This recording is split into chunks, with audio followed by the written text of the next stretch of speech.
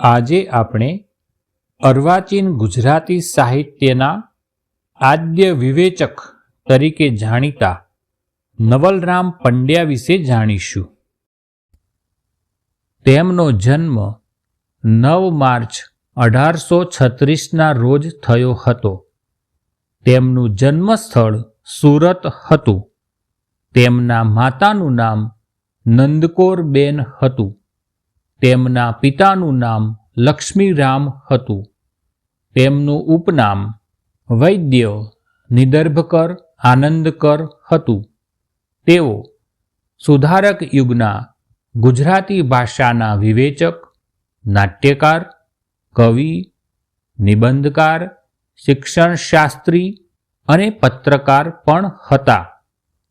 સુરતના 3 સુવિખ્યાત નન્ના નર્મદ, નંદશંકર અને નવલરામ પૈકીના એક તેઓ હતા. તેમનું અવસાન 7 ઓગસ્ટ 1888ના દિવસે થયું હતું. નવલરામ પંડ્યાનો અભ્યાસ અને વ્યવસાય. તેમણે મેટ્રિક સુધીનું શિક્ષણ સુરતમાંથી મેળવ્યું હતું.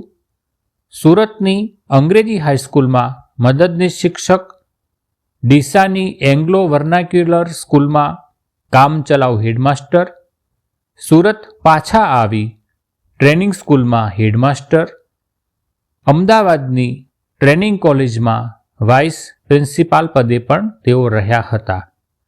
ગુજરાત શાળાપત્રનું તંત્રી કાર્ય અને બાળ વિવાહ નિષેધક મંડળીનું મંત્રી પદ પણ તેમણે શોભાવ્યું હતું. પ્રેમચંદ કોલેજમાં પ્રિન્સિપાલ તરીકે પણ રહ્યા હતા અને રાજકોટની ટ્રેનિંગ કોલેજમાં પ્રિન્સિપાલના હોદ્દા પર તેઓ મૃત્યુ પર્યંત રહ્યા હતા. એમણે મહારાજ લાયબલ કેસ વિશે 250 પૃષ્ઠોની ઇનામી દીર્ઘ પદ્ય રચના કરી સાહિત્ય ક્ષેત્રે પ્રસ્થાન કર્યું હતું.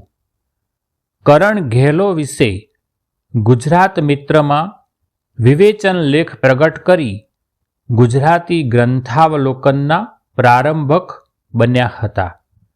રાસમાળામાંથી વસ્તુ લઈને એમણે રચેલું નાટક વીરમતી પ્રથમ 2 ગુજરાતી ઐતિહાસિક નાટકોમાંનું એક અને પાશ્ચાત્ય પરંપરા અનુસારનું ગણાય છે.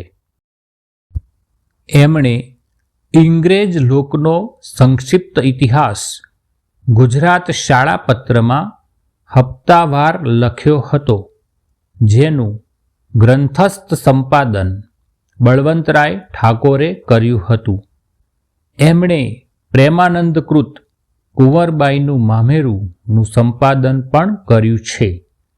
એમના સમગ્ર સાહિત્યનું સંકલન કરીને ગોવર્ધન રામે નવલ ગ્રંથાવલી નામે સંપાદન કર્યું છે, જેના ગ્રંથ 1માં નાટકો, કાવ્યો, વાર્તાઓ અને ભાષાંતરો, ગ્રંથ 2માં ગ્રંથો અને ગ્રંથકારો વિશે સાક્ષર ચર્ચા, ગ્રંથ 3માં શાળોપયોગી અને શિક્ષણ વિષયક લેખો તથા ગ્રંથ 4માં પ્રકીર્ણ લેખો એમ 4 વિભાગો છે. નવલરામ પંડ્યાએ બાળ ગરબાવળીમાં સ્ત્રી કેળવણીના ઉદ્દેશથી બાળાઓના વય વિકાસને અનુલક્ષીને આલેખન કર્યું છે. બાળ લગ્નની હાંસી ઉડાવતું જનાવરની જાન અન્યોક્તિ કાવ્ય તરીકે પ્રસિદ્ધ છે. અકબર શાહ અને બિરબલ નિમિત્તે હિન્દી કાવ્ય તરંગમાં એમણે કાવ્ય તત્વની પ્રાથમિક ચર્ચા કરી છે. બાળ લગ્ન 32માં સુધારાના હેતુવાળી રચનાઓ છે. મેઘદૂતમાં એમણે ભાષાંતર કલાનો આદર્શ આલેખ્યો છે. તેમાં નવો માત્રામેળ મેઘછંદ સંયોજ્યો છે. કવિ જીવનમાં એમણે નર્મદના જીવન અને કવનનું સંશોધક વૃત્તિથી નિરૂપણ કર્યું છે. તેમણે ફ્રેન્ચ નાટ્યકાર મોલિયરના નાટકના અંગ્રેજી ભાષાંતર મોક ડોક્ટર ઉપરથી હાસ્ય નાટક ભટ્ટનું ભોપાળું લખ્યું.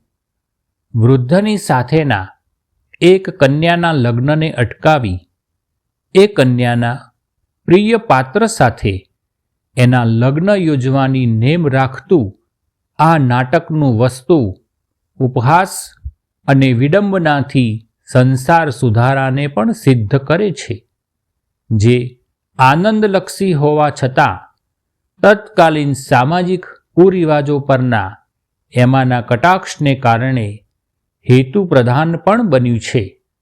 ગુજરાતી ભાષાનું આ સૌપ્રથમ સફળ રંગમંચક્ષમ પ્રહસન ગણાય છે. નરસિંહરાવ દિવેટિયાએ તેમને પંડિત, કવિ, વિવેચક અને ચિંતક કહીને ગુજરાતી સાહિત્યના આર્ષદ્રષ્ટાનું બિરુદ આપ્યું હતું. વિજયરાય વૈદ્ય તેમને નર્મદ યુગના સર્વોત્તમ તથા અર્વાચીન કાળના ઉત્તમોત્તમ વિવેચકોમાંના એક વિવેચક ગણાવે છે.